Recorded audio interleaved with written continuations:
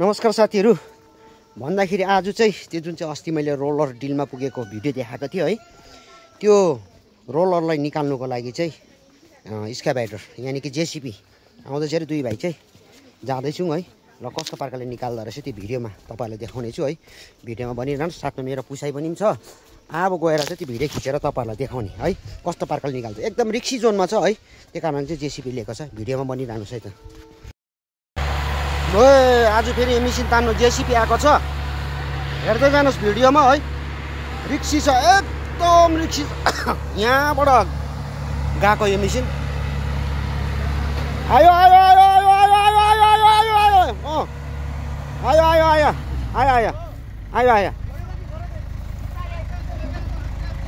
पत्थर लगाऊ पत्थर मण्डल होस् गरेर बिस्तारै आरामले आरामले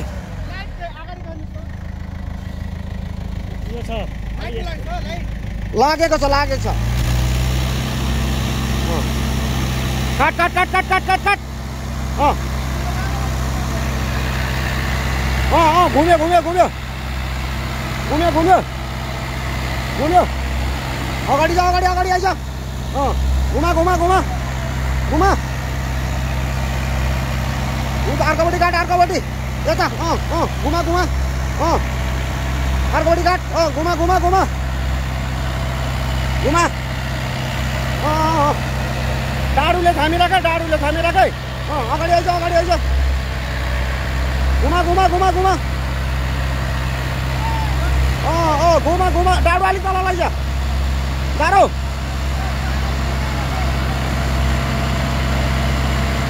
अलिक डाडु तल लैज डाडु यहाँ लैज यहाँ राख आइज ब्याक कर ब्याक कर ब्याक कर अब अगाडि आइज मण्डल अगाडि आइज अगाडि आइज आइज आइज आइज अब घुमा अर्कोपट्टि अगाडि आइज अगाडि अगाडि ब्याक कर डाडु अलिक तल लैजाऊ डाडु अलिक तल लैजाऊ यो फेरि थामिएन भने जान्छ ओह्रालो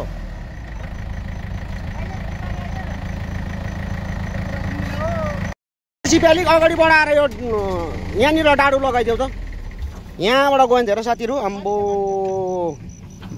यो माटो अलिक मिलाउनु पर्छ मण्डल चाहिँ आइपुग्यो मिसिन चलाउँदैन यहाँबाट चाहिँ यत्रो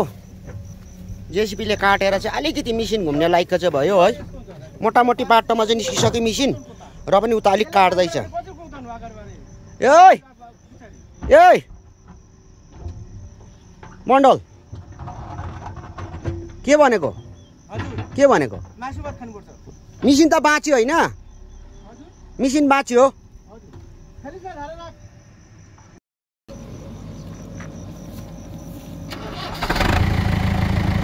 लु यता घुमा पहिला टायर यता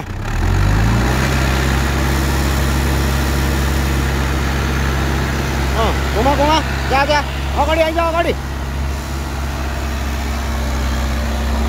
आइज आइज घुमा घुमा अर्कोपट्टि जा जा जा जा अगाडि काट अगाडि यता आयो आयो आयो घुम्यो घुम्यो घुम्यो घुमा घुम्यो घुम्यो घुम्यो अब चाहिँ बाटोको सिधा आइपुग्यो आइज अगाडि अब एकताल आइज आइज आइज अर्कोपट्टि घुमा अब यता आइज अझै एकताल अगाडि अगाडि आइज चिप्ल्यो स्किड गऱ्यो हुँदैन लु अब जेसीबी ब्याक गर त अब जान्छ मिसिन ल त साथीहरू अस्ति जुन चाहिँ मेसिन त्यो झन्डै दुर्घटनादेखि बाँच्नुदेखि देखाएको थिएँ आज तर त्यसलाई एकदम मिसन पुरा भएर बाटोमा निकाल्यो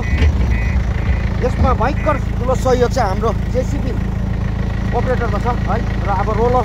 बाटोमा आइसकेको छ है ल ब्याक जा अब ब्याक बिस्तारी ब्याक जा अब बिस्तारी यत्रो काट्नु पऱ्यो हेर्नुहोस् त गाइस आम्बो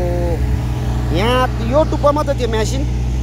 र यहाँबाट गएको भए चाहिँ मेसिन नरहने तर निकाल्यो गयो गयो गयो गयो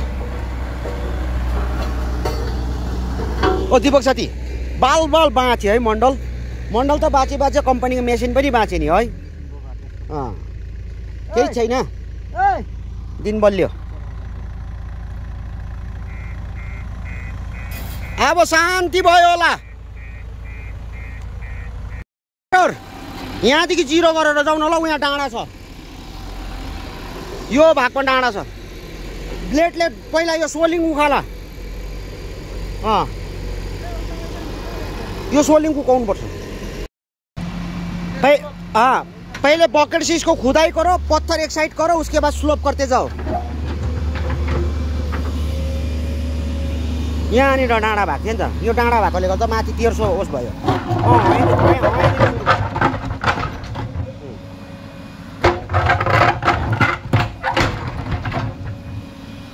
त साथीभाइ अस्तिको सही सलामत निक्ल्यो रोलर है र यहाँ अलिक डाँडा भएको थियो र मासिनलाई यहाँनिर अलिक खार्नु लगेको क्या यो बाटो चाहिँ अप भएर गएर बिचबाट भएको थियो यहाँनिर अलिक स्लोप बनाउनु लगेको हो अब यसरी भनेन भने तिनीहरूले यहीँतिर फेरि ड्याङ्की खापेर गइदिइहाल्छ हो अन्त बाटो बाटो यस्तो अप एन्ड डाउन हुन्छ त्यो चाहिँ नहोस् भनेर चाहिँ यसलाई एकदम लेभल मिलाएको बाटोको है यो सोलिङलाई उकाउनु लाएर चाहिँ स्लोप गर्नु लगाएको डाँडा त्यस्तो डाँडा भएको छ नि त बाटो त्यस्तो भयो भने राम्रो देख्दैन कमसेकम 1.5 फिट 2 फिट जस्तो खारेर जानुपर्छ यहाँनिर यो चाहिँ मजाले खारेर गयो भने चाहिँ राम्रो हुन्छ हो डाडुले मजाले उफ्रिन्छ नि सोलिङ हो बाङलाङ बुङ्नु यो गऱ्यो भनेदेखि चाहिँ के हुँदैछ भने पर पानी जमिँदैन त हो किन सट्टै पानी गरेर लाउँछ नि त्यो पानी यता तपाईँको त्यो ट्याङ्कीदेखिको यहीँसम्म त पानी आउँछ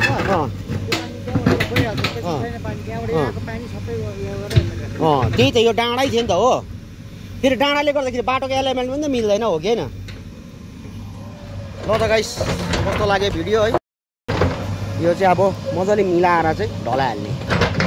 अब कति ढलाइहाल्छ त्यो सेकेन्ड भिडियोमा तपाईँहरूलाई देखाउँछु बाटो कस्तो बनिन्छ है यो ओह्रालो चाहिँ भइसकेको छ मोटामोटी हेर्नुहोस् है यो ओह्रालो चाहिँ ढलाइ भइसकेको छ ओह्रालो ढला तलैसम्म भइसकेको छ है यो डाँडाले गर्दा चाहिँ काम रोक्नु लगेको थियो नि त आज जेसिबी आएर चाहिँ खोदाल्दैछ नेक्स्ट भिडियोमा अब यो बाटोको अपडेट लिएर आउँछु है आज मात्रै मेसिन आएको यो रोलर निकाल्नु पनि यो काट्नुको लागि पनि है अहिले काम भटाभट चल्दैछ सुचारू रूपले बाटोको काम है र के हुन्छ कसो हुन्छ बाटोको अपडेट दिइबस्छु है कमेन्टमा चाहिँ जरुर लेखिदिनुहोस् है कहाँदेखि हेर्नु हुँदैछ तपाईँहरूले है यति भन्दा आजको कन्टेन्टलाई यतै बन्द गर्छु बाई बाई